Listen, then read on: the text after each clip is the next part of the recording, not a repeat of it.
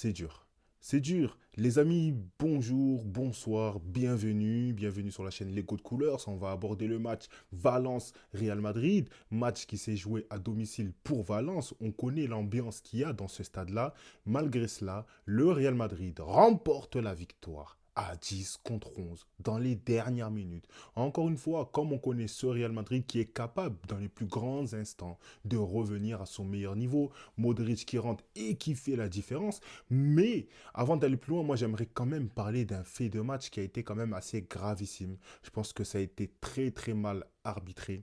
Et ça va faire sujet, ça sera polémique, ça va faire un sujet polémique, ça va être un sujet à débat. C'est clairement la sortie de Vinicius Junior qui se ramasse un carton rouge. Après avoir visionné les images, moi, je suis totalement d'accord que Vinicius mérite son carton rouge. Il n'y a pas de problème. Les gestes d'humeur comme ça doivent être sanctionnés. J'ai pas de problème avec ça. Mais le problème qui se pose, en fait, c'est que si Vinicius sort, eh bien, il ne devait pas sortir tout seul. Parce que le premier à avoir eu ce geste-là, à avoir eu un geste d'humeur, et peu importe à quel point, genre, l'un était plus gravissime que l'autre, ça reste un geste d'humeur. Et pour le coup, oui, il y a la réaction de Vinicius Junior, mais le gardien de but est quand même à l'initiative de tout ça. Et très franchement, en général, dans ce genre de cas-là, un arbitre sanctionne les deux joueurs. S'il faut mettre carton jaune, il le met aux deux joueurs. Et on l'a souvent vu. Là, sauf que c'est une expulsion. Déjà, qui va suspendre Vinicius pour le prochain match ou les prochains matchs. Je ne sais pas combien de temps de suspension il va avoir. Sachant qu'en plus, Modric aussi s'est ramassé un carton jaune. Donc, il sera aussi suspendu pour le prochain match. Donc, tu vois un Real qui va potentiellement être affaibli lors de sa prochaine rencontre de Liga. Mais très franchement, gros sujet à polémique. Dites-moi ce que vous en pensez dans les commentaires. Comme vous le savez tous, j'essaye d'être le plus objectif possible dans mes vidéos. Mais je pense que parfois, voilà, malgré la rivalité, malgré le fait que, oui, j'aurais préféré que Valence remporte la victoire ou au pire obtienne le match nul. Et ben, j'essaie d'être objectif et très franchement, je pense que, voilà, il méritait aussi de sortir le gardien de but. Et ça, franchement, c'est pas normal. Mais maintenant, parlons un peu plus de ce qui s'est passé dans le match. Parce que Vinicius sort. Alors, déjà, parlons du match de Kylian Mbappé. Moi, j'ai trouvé assez intéressant à certains moments. Maintenant, voilà, oui, il a quelquefois été hors jeu. Mais c'est lui qui obtient le penalty qui aurait pu, à ce moment-là, bouleverser tout le match. Mais Bellingham le rate. Bellingham qui rate un penalty. Et ça, c'est bizarre. Ça, c'est bizarre. Et très franchement, je me suis dit, mais attendez, les étoiles là, elles sont alignées, ça y est, le Barça. Ils vont pas avoir autant de points d'écart que ça avec le Real Madrid si, s'ils perdent le match ou bien s'il y a un match nul. Eh ben non! Eh ben non, ça se passe jamais comme ça avec le Real Madrid. Quand tu penses les avoir tués, non, ils reviennent toujours plus forts. Ils reviennent toujours plus forts. Et en plus de cela, à 10, à 10, les gars, l'entrée de Modric, 38 ans, 39 ans, enfin bref, le centenaire là, elle a fait tellement de bien au Real Madrid. Comment il a dynamisé le jeu, c'était tout simplement impressionnant. Vraiment impressionnant. Et en plus de cela, tu as un Kylian Mbappé qui revient quand même à un niveau assez acceptable. Je pense qu'on est loin quand même du prime de Kylian Mbappé. On est loin de son meilleur niveau. On sait qu'il est capable de beaucoup plus. Il a eu quand même pas mal de déchets techniques, j'ai trouvé.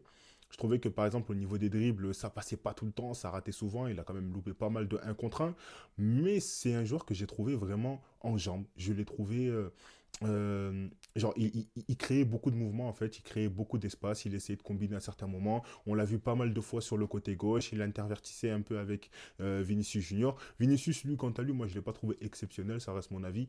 Voilà, comme je l'ai dit, Bellingham qui loupe le penalty, mais qui permet au Real Madrid de remporter les 3 points, de garder son avance sur le FC Barcelone. Et très franchement, tout ça, ça m'attriste. Ça m'attriste parce que franchement, c'est dur à dire, hein, mais moi, je pensais que le Barça, en deuxième partie de saison, il serait toujours premier. On est troisième. Les gars, on est troisième. Et là, ça va être dur. Très franchement, ça va être dur. Mais ouais, assez triste quand même, assez triste de ce qui s'est passé. Alors bon, seule bonne nouvelle de cette soirée, c'est que Dani Olmo et Pau Victor ont finalement été enregistrés et c'est très très rassurant parce que très franchement, déjà qu'on est la risée de l'Europe avec tout ce qui s'est passé là, si en plus de cela, le joueur aurait été libre de tout contrat, alors là on aurait tout perdu. On aurait tout perdu, ça aurait affecté la dynamique du groupe, même si je pense que ça l'a déjà affecté. Enfin bref, déjà là, je suis en train de parler du Barça, mais je suis quand même là pour faire un petit débrief du Real Madrid. Mais c'est surtout un point sur le classement, c'est pas pour juger le match en lui-même, même si j'ai trouvé que Valence a été vraiment très intéressant en première mi-temps. Ils se sont créés pas mal d'occasions. Et en deuxième mi-temps, j'ai l'impression qu'ils ont levé le pied, j'ai l'impression qu'ils ont plutôt été dans la gestion, mais aussi le Real Madrid qui a su élever son niveau de jeu, qui a su retrouver des lignes de passe, qui a su créer des espaces, qui a su créer du déplacement, beaucoup de déplacements, une équipe qui était beaucoup plus dynamique en deuxième mi-temps. Et je pense que c'est ce qui a permis aussi au Real Madrid de pouvoir garder son rythme face à Valence. Parce que quand Vinicius sort, le truc, c'est que Valence garde son système de jeu qui fait qu'ils vont rester dans la gestion, ils vont défendre, ils vont envoyer des ballons loin en espérant que ça passe. Mais le Real Madrid a gardé son ascendant psychologique sur Valence alors que ça aurait dû les affecter. Et très franchement, ça c'est fort. C'est fort de la part du Real Madrid. Vasquez, que j'ai trouvé aussi assez intéressant à certains moments, il a sauvé l'équipe à certains moments. Courtois qui a fait quelques arrêts qui étaient plutôt pas mal. Il y a d'ailleurs cette frappe dans les temps additionnels qui aurait pu rentrer pour Valence, mais très franchement, waouh, si elle était rentrée celle-là, est-ce que ça serait pas le plus beau but depuis le début de la Liga? Très franchement, en tout cas, ça aurait été un but incroyable, un but vraiment incroyable. Maintenant, il n'a pas été mis, on va pas non plus le retenir plus que ça. Mais je trouve que c'est dommage qu'en tout cas que Valence ait vraiment réduit le rythme lors de la deuxième mi-temps. Le Real Madrid, quant à eux, a élevé son niveau de jeu, a su montrer ses forces, jouer avec ses forces. Je vous rappelle que quand même, il y avait Ceballos qui jouait en tant que titulaire. On n'a pas l'habitude de le voir en tant que titulaire. Vinicius qui faisait, franchement, voilà, je pense qu'il va revenir petit à petit, même si c'est vrai que là, il va être suspendu du coup pour quelques matchs, un match ou deux, je sais pas. Honnêtement, je sais pas combien de matchs il va être suspendu. Mais je pense que cette décision arbitrale va faire polémique. On va en entendre parler dans les prochains jours, pardon. Donc voilà, c'était juste pour faire un petit débrief Real Madrid-Valence. J'espère que vous avez apprécié. N'hésitez pas à vous abonner, à liker la vidéo et à me poser vos questions dans les commentaires. Ça fait toujours plaisir. Et on se retrouve pour le débrief du match Barça-Barbastro pour un match de Coupe du Roi demain. Donc soyez présents et ciao.